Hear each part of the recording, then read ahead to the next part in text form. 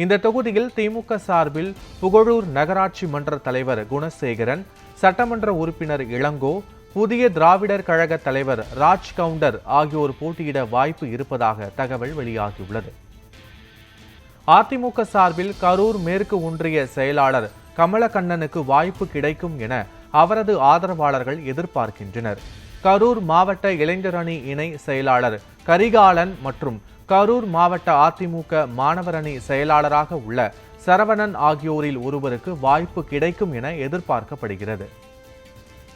காங்கிரஸ் சார்பில் கரூர் மாவட்ட காங்கிரஸ் கமிட்டி பொருளாளர் மெய்ஞானமூர்த்தி மற்றும் காங்கிரஸ் கமிட்டி மாவட்ட தலைவர் வெங்கடேஸ்வரன் ஆகியோரில் ஒருவருக்கு வாய்ப்பு கிடைக்கும் என எதிர்பார்க்கப்படுகிறது.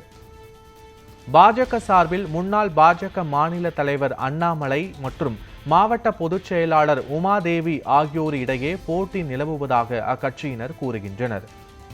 தாவேக சார்பில் அரவக்குறிச்சி கிழக்கு ஒன்றிய செயலாளர் சதீஷ்குமார், மாவட்ட பொதுக்குழு உறுப்பினர் லட்சுமி பிரியா ஆகியோரில் ஒருவருக்கு வாய்ப்பு கிடைக்கும் என எதிர்பார்க்கப்படுகிறது.